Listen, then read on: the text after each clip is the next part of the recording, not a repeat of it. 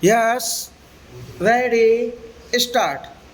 Sir, another project in the state of Kerala is also kept in cold storage.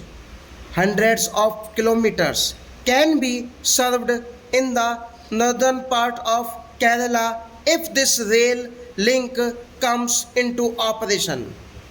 Then the Great Konkan Railway project will again help the overall development of that region on the one hand, and the proper utilization and development of Mangalore port on the other.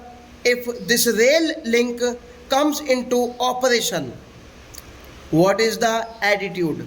I do not want to speak about the rail link for that also, whereas rupees 17th crores were originally estimated, only rupees 2 crores is being given. I do not want to elaborate that. We could enumerate a number of points in relation to discrimination against various regions. This discrimination is there not only towards Kerala, the same discrimination is there towards northeastern region and many other regions also. There it is here that the important point comes that unless you have a very balanced and open approach towards the developmental projects that are to be established in areas of railways and its expansion, this will pave way to dissatisfaction among various sections of people. We need for a coach factory to be set up at Palghat was explained everywhere. It was announced that a coach factory is going to be set up in Kerala at Palghat. Even the place was located. This can be characterized as a slip between the lip and the cup. But this is something very serious so far as the people of Kerala are concerned at the last moment. This was taken away, and the most funny thing is being set up there is that instead of that a sleeper factory is being set up. The of that factory is very ironical, that is sleeper factory. It is very well expresses the attitude of the higher ups towards the problems of the people of Kerala. As such, they are sleeping over the problems, and what would Kerala get out of this factory? This is also very strange. Some 12 people will get jobs from this factory which is going to be set up in Palghat. This is the reply given by the minister, and nothing has been decided whether this will be in public sector, private sector or joint sector. When this is going to provide job for 12 people, in which sector it is going to be set up, and all that is ridiculous for our Indian government. Unfortunately, this is the attitude of the government towards the problems of people living in different parts of the country. My very earnest request to the minister is that the he should see that this negative attitude is changed. I do not know whether this earnest pupil will find any result, but as it is customary from our part to place our grievances and appeals before the minister. I am doing that now regarding trains through, though many new announcements have been made in the railway budget.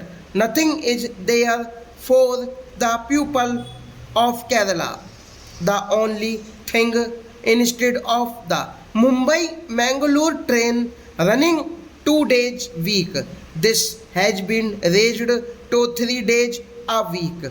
This is all that has been given to Kerala. If this is one side,